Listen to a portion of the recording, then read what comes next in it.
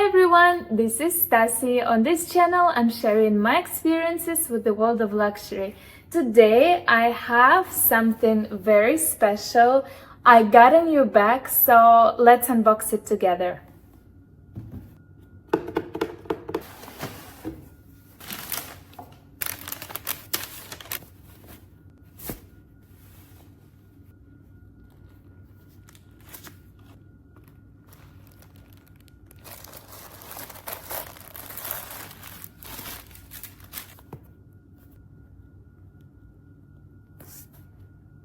This is the Andiamo Clutch in the richest and most beautiful wine color. It's named after red wine from Italy, Barolo, and I think the name fits this color perfectly.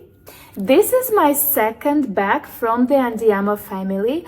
I also have the Andiamo Small in color sterling. I have reviewed this bag a couple of weeks ago, so if you wish, you can check it out after this video.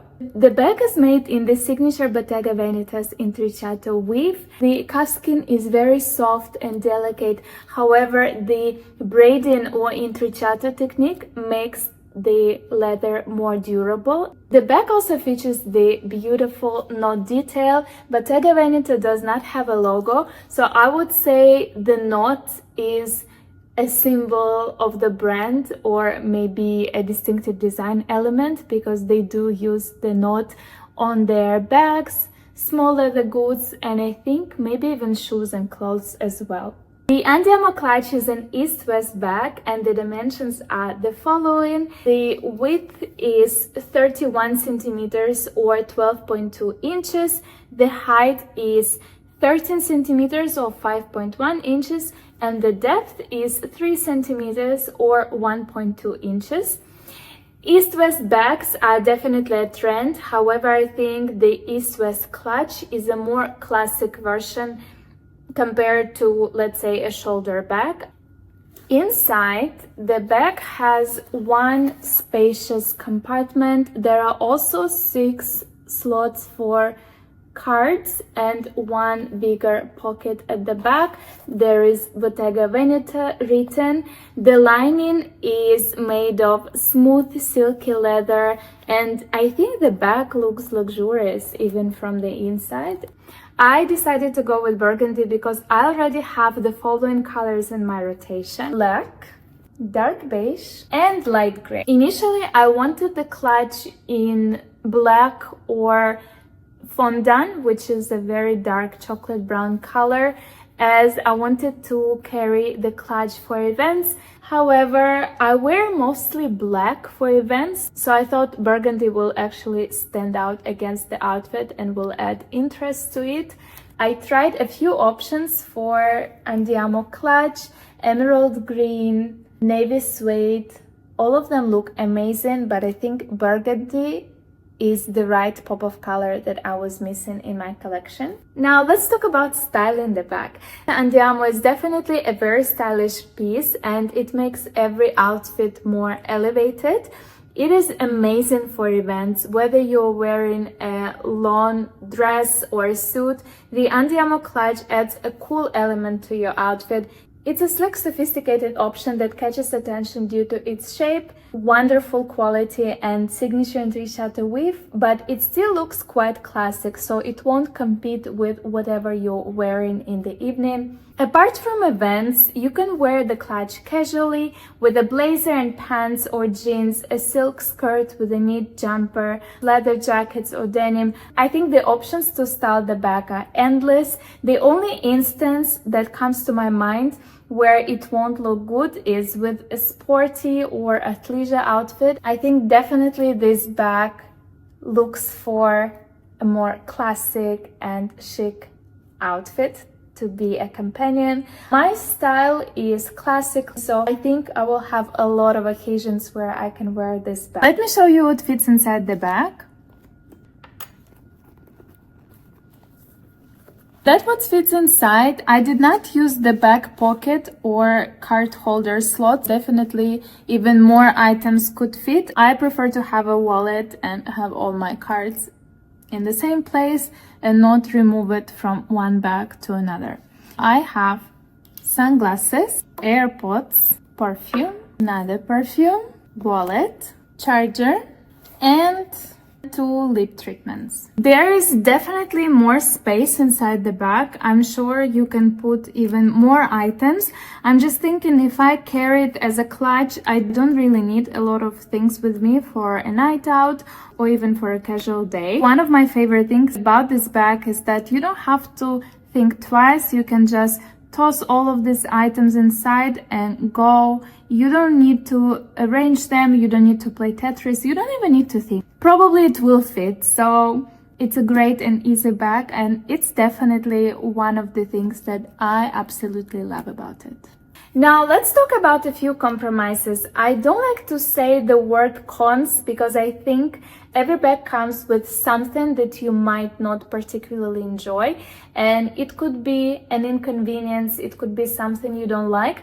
So the first con is closing the bag. Let me show you what I mean by that. The bag has a magnetic closure. You don't even need to close it. However, when it closes, it doesn't always close completely, so you do need to press the leather. The knot lock is not even. It's not a round or oval shape. It's an interesting irregular shape. So you will not be able to close it unless this part looks upwards. I'm holding the bag and I'm pressing the leather so the knot closure fits inside. The knot is now facing upwards. Now it will close. No problem, you slide it inside, it closes easily and it looks great. However, if let's say it faces another way, it will not close. If I try to close it, it won't work. There is, I'm not sure if you'll see, but there is a detail that doesn't allow it to close. Also, the knot will dent the leather right here where the closure is. There is nothing you can do about it except maybe when you store the bag.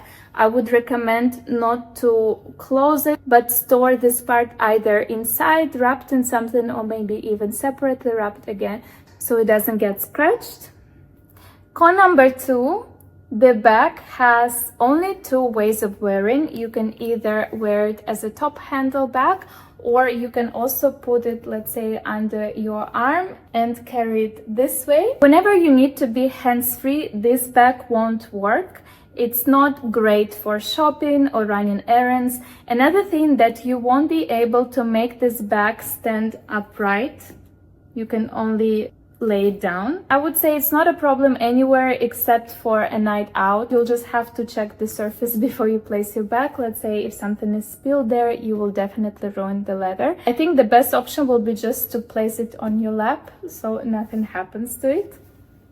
Compromise number 3, it's a very trendy bag. I see it a lot on social media, and of course the first time I saw it on Instagram was on my favorite influencers. There's always a risk of oversaturation once a bag becomes very trendy. Hopefully this one won't go out of trend quickly, and it shouldn't, as it looks quite timeless and sophisticated. This bag does not scream 2024 or 2023 to me. I think it can stand the test of time. And my last compromise is the price of the bag. Now it retails for $3,130. I remember it was around $2,600 last year or the year before when the bag was just released. It's crazy how prices go up once a bag becomes popular. And I think it's quite a dilemma. Should you wait a year or 2 to see if the bag turns into a classic or just a trend, or buy it right away and pay less? I never understand what is the right way to go about it. However, I definitely am not a trendsetter. I prefer to wait a little bit and see how others are styling the bag.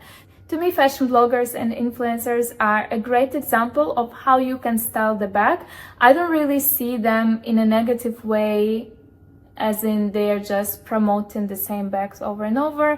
I actually see what works for me, what doesn't. Let's say if an influencer has a style that you really like and that is the way you dress, you could see how they incorporate certain designer pieces in their wardrobe, and you could understand will it work for you or not. So this is my video. Thank you very much for watching. Hit like, subscribe, and comment about your experience with Andiamo clutch if you have one, or if you're planning to get one, let me know which color you are considering. I would love to hear all about your thoughts about this bag. I'll see you in the next one. Bye bye.